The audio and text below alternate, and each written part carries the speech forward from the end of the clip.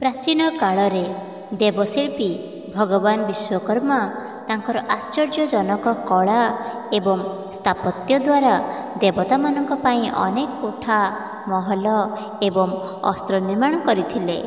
तांकर सबुठारु प्रसिद्ध सृष्टि मध्यरु गोटिए हेउची स्वर्गलोक।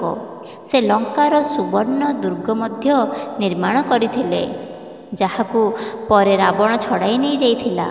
एहा व्यतीत से समुद्र भितरे श्रीकृष्ण नगरी द्वारका मध्य प्रतिष्ठा करथिले। विश्वकर्मा इंद्रंक वज्र, विष्णुंक सुदर्शन चक्र एवं शिवंक त्रिशूल भली शक्तिशाली अस्त्र मध्य तैयारी करथिले। देवता एवं राक्षस मानक मध्यरे संतुलन बजाय रखिबारे तांका जीवन गुरुत्वपूर्ण थिला। सूतजी कहले, हे ऋषिगण, आपण माने एक बहुत भल प्रश्न पचारिछंती, जहा जगतर मंगल पाई एबे मु आपनकु भगवान विष्णुंकर सबुठारु आश्चर्यजनक रूप विषय कहिबी।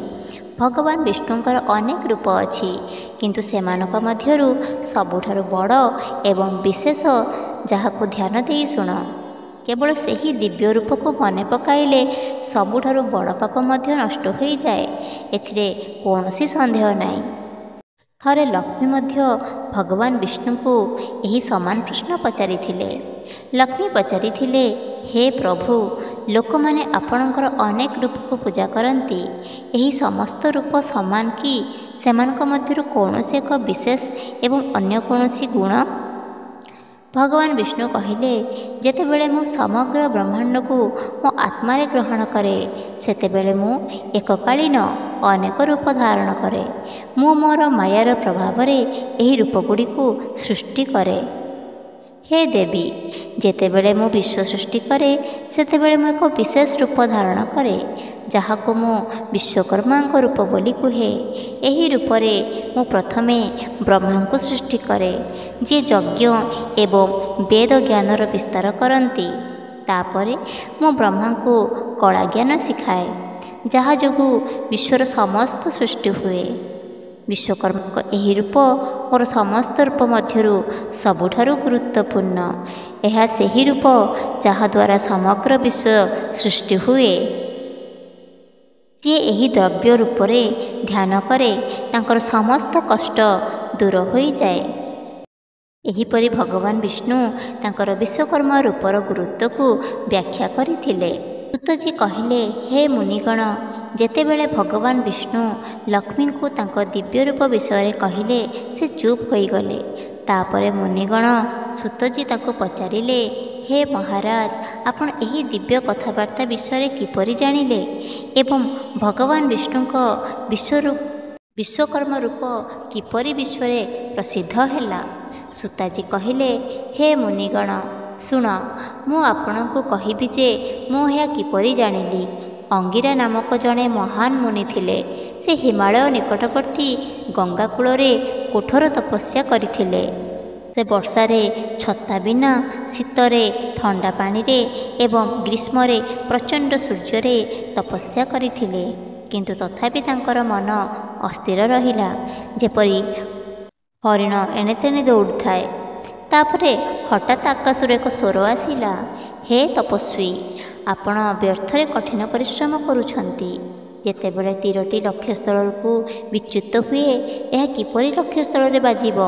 तुम सहित मध्य सेहीपरि घटुची। विश्व सृष्टि करितिबा महान विश्वकर्मा ध्यान कर।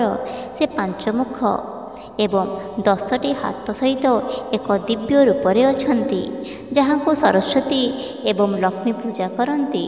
तांको ऊपर ध्यान कर एवं तुम्हें सुख प्राप्त करिब। एही रूप को स्वयं भगवान हरि क्षीर सागर रे वर्णना करथिले। आज मध्य तांको ऊपर ध्यान कले मोर हस उठे। अमावास्या दिन समस्त काम छाड़ी उपवास कर एवं रीतिरीति अनुसार श्री विश्वकर्मा जी को पूजा कर। यह शुणी अंगिरा मुनि बहुत आश्चर्य हो गले एवं से विश्वकर्मा को पूजा कले। ध्यान समय रे कारीगरों ज्ञान एवं अर्थवेदर ज्ञान तक मनरे आसिला। से विमान एवं अन्य कारीगरी अनेक सृष्टि करथिले, जहा श्री विश्वकर्मा कृपारू विश्वप्राप्त होइछि।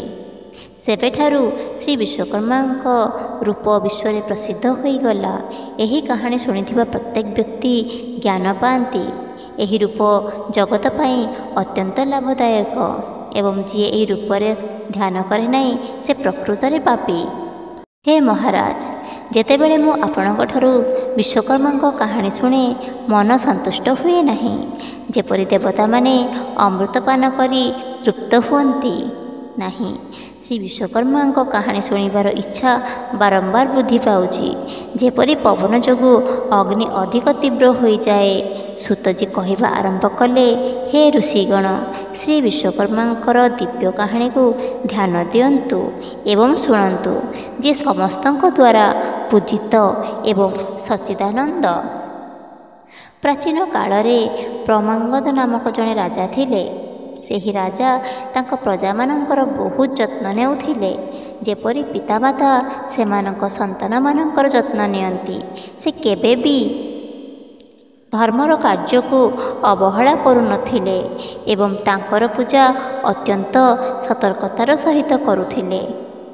ସେ ଧାର୍ମିକ କାର୍ଯ୍ୟରେ କେବେ ଅବହେଳା କରିନଥିଲେ ଏବଂ ପ୍ରେମର ସହିତ ତାଙ୍କ ପ୍ରଜାଙ୍କୁ ଶାସନ କରୁଥିଲେ। ସେ କେବେ ତାଙ୍କ ପ୍ରଜାଙ୍କୁ ଅତ୍ୟାଚାର କରିନଥିଲେ।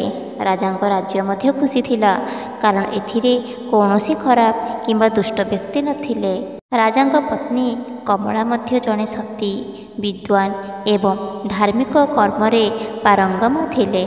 ଥରେ ରାଜାଙ୍କୁ ହଠାତ୍ କୁଷ୍ଠରୋଗ ହୋଇଗଲା। ସେ ବହୁତ ଚିକିତ୍ସା କରାଇଥିଲେ, କିନ୍ତୁ ତାଙ୍କର ରୋଗ ଭଲ ହେଉନଥିଲା। ରାଜା ଏହି ରୋଗରେ ବହୁତ କଷ୍ଟ ପାଉଥିଲେ।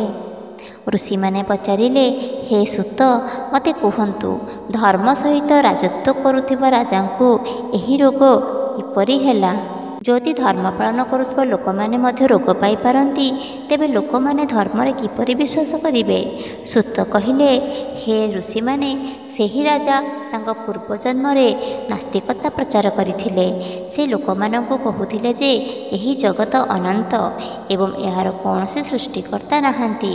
ସେ ଶ୍ରୀ ବିଶ୍ୱକର୍ମାଙ୍କ ଅସ୍ତିତ୍ୱକୁ ଅସ୍ୱୀକାର କରିଥିଲେ ଏବଂ ସେଥିପାଇଁ ତାଙ୍କୁ ଏହି ଜନ୍ମରେ ଏହି ରୋଗ ହୋଇଥିଲା। ଅନେକ ଥର ପୂର୍ବଜନ୍ମର ପାପ ଏବଂ ପୁଣ୍ୟର ଫଳ ଗୋଟିଏ ଜନ୍ମରେ ମିଳେ ନାହିଁ, ବରଂ ଅନେକ ଜନ୍ମ ପରେ ମିଳେ। ସେଥିପାଇଁ ଏହି ରାଜାଙ୍କୁ ଏବେ ଏହି ଫଳ ମିଳିଛି। ରାଜାଙ୍କ ସ୍ତ୍ରୀ, ଯିଏ ଜଣେ ଭକ୍ତ ପତ୍ନୀ ଥିଲେ, ତାଙ୍କ ସ୍ୱାମୀଙ୍କୁ ଏପରି ଦୁଃଖିତ ଦେଖି କହିଲେ, ହେ ମହାରାଜ, ଆମର ପରିବାରର ପୁରୋହିତ ମଧ୍ୟ ଥରେ ଅନ୍ଧ ହୋଇଯାଇଥିଲେ। ତାପରେ ସେ ଅମାବାସ୍ୟା ଉପବାସ ରଖି ଶ୍ରୀ ବିଶ୍ୱକର୍ମାଙ୍କୁ ପୂଜା କରିଥିଲେ। ତାପରେ ଦୃଷ୍ଟିଶକ୍ତି ଫେରି ଆସିଥିଲା। ମୁଁ ଆପଣଙ୍କୁ ପ୍ରାର୍ଥନା କରୁଛି। ରାଜା କହିଲେ, ତୁମେ ଠିକ୍ କଥା କହିଛ। ତୁମ କଥା ଶୁଣି ମୋର ହୃଦୟ ବହୁତ ଖୁସି ହୋଇଗଲା ଏବଂ ମୁଁ ସମ୍ପୂର୍ଣ୍ଣ ବିଶ୍ୱାସ କରୁଛି ଯେ ବିଶ୍ୱକର୍ମାଙ୍କ ଉପବାସ ଦ୍ୱାରା ମୋର ରୋଗ ଭଲ ହୋଇଯିବ, କାରଣ ଯେକୌଣସି କାର୍ଯ୍ୟ ଆରମ୍ଭରେ ଯେଉଁ ଉତ୍ସାହ ଆସେ ତାହା ସଫଳତାରେ ପ୍ରଥମ ସଂକେତ ଅଟେ। ସୂତ କହିଲେ ଯେ ସେହି ଦିନଠାରୁ ଶ୍ରୀ ବିଶ୍ୱକର୍ମାଙ୍କ ପୂଜା କରିବା ଏବଂ ପ୍ରତିଦିନ ଉପବାସ ରଖିବା ଆରମ୍ଭ କଲେ। ସୂତ କହିଲେ, ହେ ଋଷିଗଣ, ମୁଁ ତୁମକୁ ଶ୍ରୀ ବିଶ୍ୱକର୍ମାଙ୍କ ଅଦ୍ଭୁତ କାହାଣୀ କହିଲି। ଏବେ ମୁଁ ଆଗକୁ ଆଉ ଏକ ଚମତ୍କାର କାହାଣୀ କହିବାକୁ ଯାଉଛି। ଥରେ ଜଣେ ପରିଶ୍ରମୀ କାରିଗର ଏବଂ ତାଙ୍କ ସ୍ତ୍ରୀ ବାରାଣସୀରେ ରହୁଥିଲେ। କାରିଗର ଜଣକ ତାଙ୍କ କାମରେ ବହୁତ ଦକ୍ଷ ଥିଲେ, କିନ୍ତୁ ତଥାପି ତାଙ୍କ ପରିବାରର ଯତ୍ନ ନେବାରେ ତାଙ୍କୁ ଅସୁବିଧା ହେଉଥିଲା। ସେ କାମ ଖୋଜିବା ପାଇଁ ଦିନ ରାତି ଏଣେ ତେଣେ ବୁଲୁଥିବା ବେଳେ ସେ ବହୁତ କମ୍ ଖାଦ୍ୟ ଏବଂ ପୋଷାକ ପାଇପାରୁଥିଲେ। ତାଙ୍କ ସ୍ତ୍ରୀ ମଧ୍ୟ ବହୁତ ଦୁଃଖୀ ଥିଲେ, କାରଣ ସେମାନଙ୍କର କୌଣସି ସନ୍ତାନ ନଥିଲେ। ତାଙ୍କ ସ୍ତ୍ରୀ ମଧ୍ୟ ପିଲା ନଥିବାରୁ ବହୁତ ଦୁଃଖୀ ଥିଲେ। ବୃଦ୍ଧ ବୟସରେ ସେମାନଙ୍କ ସହିତ କ'ଣ ହେବ ସେ ବିଷୟରେ ସେ ଚିନ୍ତିତ ଥିଲେ। ଏହି ଚିନ୍ତାରେ ସେ ମନ୍ଦିର ଏବଂ ସନ୍ଥମାନଙ୍କୁ ଦର୍ଶନ କରିବା ଏବଂ ପୂଜାପାଠ ତନ୍ତ୍ରମନ୍ତ୍ର କରାଇବା ଆରମ୍ଭ କଲେ, ଯାହାଦ୍ୱାରା ସେମାନେ ସନ୍ତାନ ପ୍ରାପ୍ତ କରିପାରିବେ। କିନ୍ତୁ ତାଙ୍କୁ ସବୁଠି ପ୍ରତାରଣା କରାଯାଇଥିଲା। କିଛି ଲୋକ ତାଙ୍କୁ ଭୁଲ କାମରେ ବିଭ୍ରାନ୍ତ କରୁଥିଲେ। କିଛି ନକଲି ତାବିଜ କିମ୍ବା ମନ୍ତ୍ର ଦେଇ ତାଙ୍କୁ ବିଦାୟ ଦେଉଥିଲେ। ତାଙ୍କ ଅବସ୍ଥା ପାଣି ଖୋଜିବାରେ ଦୌଡ଼ୁଥିବା ହରିଣ ପରି ହୋଇଯାଇଥିଲା, କିନ୍ତୁ କିଛି ପାଇନଥିଲେ। ସେହି ମହିଳାଙ୍କ ଚାରିପାଖରେ ଥିବା ଲୋକମାନେ ମଧ୍ୟ ତାଙ୍କୁ ଭୁଲ ପରାମର୍ଶ ଦେଉଥିଲେ। କେତେ କହୁଥିଲେ ଯେ ଦେବତାମାନେ ତାଙ୍କର ସମସ୍ୟାର ସମାଧାନ କରିବେ, ଅନ୍ୟ କେତେ ତାଙ୍କୁ ଧଳା ପାଉଁଶ ଦେଇ ଘରକୁ ପଠାଇ ଦେଉଥିଲେ। ଏହିପରି ସ୍ୱାମୀ ସ୍ତ୍ରୀ ଉଭୟ ବହୁତ ଦୁଃଖୀ ଥିଲେ। ଦିନେ ଜଣେ ପଡ଼ୋଶୀ ବ୍ରାହ୍ମଣ ସେମାନଙ୍କୁ କହିଲେ, ତୁମେ ଦୁହେଁ ମୂର୍ଖ। ଏହି ସମସ୍ତ ଅଦରକାରୀ ଉପାୟ କରିବା ଦ୍ୱାରା ତୁମେ ସନ୍ତାନ ପାଇବ ନାହିଁ କିମ୍ବା ସୁଖ ପାଇବ ନାହିଁ। ଏସବୁ ମିଥ୍ୟା। ଯଦି ତୁମେ ପ୍ରକୃତରେ ସନ୍ତାନ ଚାହୁଁଛ, ତେବେ ଅନ୍ୟ କୌଣସି ସମାଧାନ ବଦଳରେ ଶ୍ରୀ ବିଶ୍ୱକର୍ମାଙ୍କ ଶରଣ ନିଅ। ବ୍ରାହ୍ମଣ ବୁଝାଇଥିଲେ ଯେ ବିଶ୍ୱକର୍ମା ହେଉଛନ୍ତି ଏକମାତ୍ର ଈଶ୍ୱର, ଯେ କର୍ମ ଅନୁସାରେ ଫଳ ଦିଅନ୍ତି। ସେ କହିଲେ ଯେ ଯଦି ତୁମର ଏହି ଅବସ୍ଥା ତୁମର ଖରାପ କାର୍ଯ୍ୟ ଯୋଗୁଁ ହେଉଛି, ତେବେ କେବଳ ଶ୍ରୀ ବିଶ୍ୱକର୍ମା ତୁମକୁ ସାହାଯ୍ୟ କରିପାରିବେ। ସେ ପରାମର୍ଶ ଦେଲେ ଯେ ତମେ ବିଶ୍ୱକର୍ମାଙ୍କର ପୂଜା କର, ଯଥାସମ୍ଭବ ଦାନ କର ଏବଂ ଭଲ କାମ କର। ବ୍ରାହ୍ମଣଙ୍କ କଥା ଶୁଣିବା ପରେ କାରିଗର ସତ୍ୟ ବୁଝିପାରିଲେ। ସେ ବ୍ରାହ୍ମଣଙ୍କ କଥା ଶୁଣି ତାଙ୍କ ପାଦ ଛୁଇଁ ଘରକୁ ଚାଲିଗଲେ। ଏହାପରେ ସେ ଏବଂ ତାଙ୍କ ସ୍ତ୍ରୀ ବିଶ୍ୱକର୍ମାଙ୍କ ପୂଜା କରିବା ଆରମ୍ଭ କଲେ। ଉପବାସ ରଖିଲେ। ବିଶ୍ୱକର୍ମାଙ୍କ କୃପାରୁ ଧନ ସନ୍ତାନ ପ୍ରାପ୍ତି ହେଲା। ସେମାନଙ୍କର ପୁତ୍ର ସଦାଚାରୀ, ଭଲ ବ୍ୟବହାରୀ ଏବଂ ପିତାମାତାଙ୍କ ସେବା କରୁଥିବା ବ୍ୟକ୍ତି ହୋଇଗଲା। ଧୀରେ ଧୀରେ ସେମାନଙ୍କ ଜୀବନରେ ସୁଖ ଏବଂ ଶାନ୍ତି ଆସିବା ଆରମ୍ଭ ହେଲା। ଏହିପରି ଯେଉଁମାନେ ସତ୍ୟ ହୃଦୟରେ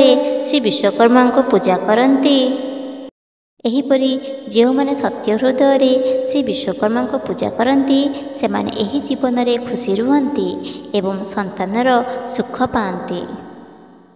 ଋଷିମାନେ ସୂତକୁ କହିଲେ, ହେ ସୂତ, ଦେବତାମାନେ ମଧ୍ୟ ଭଗବାନ ବିଶ୍ୱକର୍ମାଙ୍କ ପାଦ ପୂଜା କରନ୍ତି। ତାଙ୍କର ଆନନ୍ଦମୟ ଚରିତ୍ର ଶୁଣି ଆମର କାମନା ଆହୁରି ବଢ଼ିଯାଇଛି। ଯେପରି ଅଗ୍ନିରେ ନୈବେଦ୍ୟ ରଖିଲେ ତାହା ଅଧିକ ଉଗ୍ର ହୋଇଯାଏ, ସେହିପରି ଆମେ ଭଗବାନ ବିଶ୍ୱକର୍ମାଙ୍କ ଚରିତ୍ର ଯେତେ ଶୁଣିବା, ତାହା ଶୁଣିବାରେ ଆମର ଇଚ୍ଛା ସେତେ ବଢ଼ିଯାଏ। ସୂତ କହିଲେ, ହେ ମୁନିଗଣ, ତୁମେ ଶୁଣୁଥିବା ଭଗବାନ ବିଶ୍ୱକର୍ମାଙ୍କ ଚରିତ୍ର ଶୁଣି ଦେବତାମାନେ ମଧ୍ୟ ସନ୍ତୁଷ୍ଟ ନୁହନ୍ତି। ଥରେ ମୁନିଗଣ ଏବଂ ତନୁମାନେ ନୈମିଷାରଣ୍ୟରେ ଏକତ୍ରିତ ହୋଇ ସେମାନଙ୍କର ଅମିଷ୍ଟା ପୂରଣ କରିବା ପାଇଁ ଏକ ସଭା କରିଥିଲେ।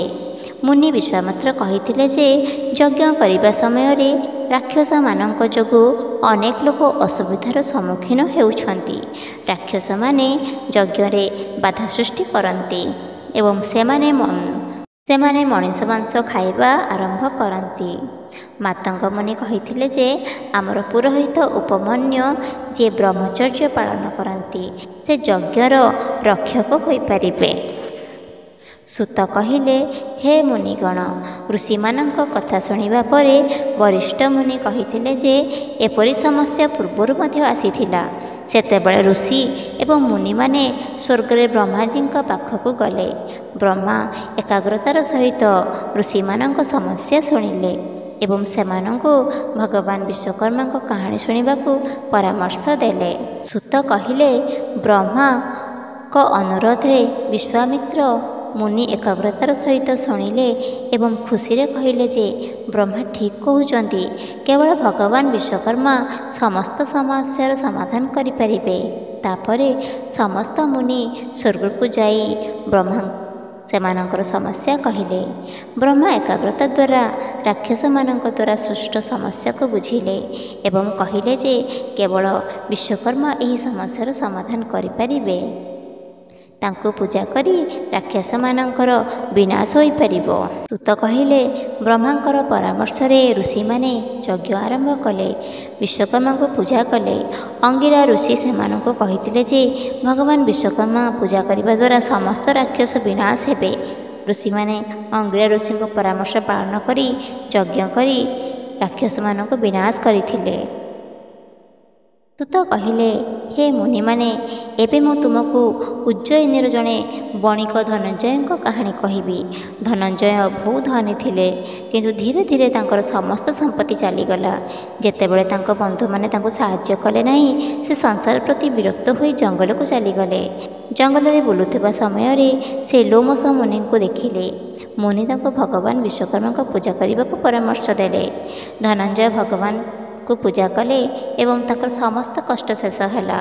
ଶେଷରେ ସେ ଦେବତା ହୋଇ ସ୍ୱର୍ଗରେ ସୁଖ ଭୋଗ କରିବାକୁ ଲାଗିଲେ। ଯେଉଁ ମଣିଷ ଭଗବାନ ବିଶ୍ୱକର୍ମାଙ୍କୁ ପୂଜା କରେ ସେ ଜୀବନର ସମସ୍ତ ସୁଖ ପାଏ। ମୁନିମାନେ କହିଲେ, ଭଗବାନ ବିଶ୍ୱକର୍ମାଙ୍କ କାହାଣୀ ଶୁଣି ଆମେ ବହୁତ ଭକ୍ତି ବିକଶିତ କରିଛୁ। ଦୟାକରି ଆମକୁ କୁହନ୍ତୁ ଯେ ମନର ଶାନ୍ତି କିପରି ପ୍ରାପ୍ତ ହୋଇପାରିବ ଏବଂ ଦାରିଦ୍ର୍ୟ କିପରି ଦୂର ହୋଇପାରିବ। ସୂତ କହିଥିଲେ, ପ୍ରାଚୀନ କାଳରେ ଦନ୍ତବାହନ ନାମକ ଜଣେ ରାଜା ଥିଲେ। ତାଙ୍କର ପୁଅମାନେ ଜନ୍ମ ହେବା ମାତ୍ରେ ମୃତ୍ୟୁବରଣ କରୁଥିଲେ, ଯାହା ଯୋଗୁଁ ତାଙ୍କ ରାଣୀ ବହୁତ ଦୁଃଖିତ ହେଉଥିଲେ। ତାପରେ ରାଜା ଗୁରୁଙ୍କ ପରାମର୍ଶ ପାଳନ କରି ଭଗବାନ ବିଶ୍ୱକର୍ମାଙ୍କ ପୂଜା କରିଥିଲେ। ତାଙ୍କ ରାଣୀ ଏବଂ ଦୀର୍ଘଜୀବୀ ପୁତ୍ରକୁ ଜନ୍ମ ଦେଲେ। ସୂତ କହିଲେ, ଯେଉଁ ମହିଳାମାନଙ୍କର ସନ୍ତାନ ମୃତ୍ୟୁବରଣ କରନ୍ତି ସେମାନଙ୍କ ପାଇଁ ଭଗବାନ ବିଶ୍ୱକର୍ମାଙ୍କ ପୂଜା କରିବା ସବୁଠାରୁ ପ୍ରଭାବଶାଳୀ ପ୍ରତିକାର। ତାଙ୍କୁ ପୂଜା କରିବା ଦ୍ୱାରା ଦାରିଦ୍ର୍ୟ, ପିଲାମାନଙ୍କର ଦୁଃଖ ଏବଂ ଦୁଃସ୍ୱପ୍ନ ଭୟ ଦୂର ହୋଇଥାଏ।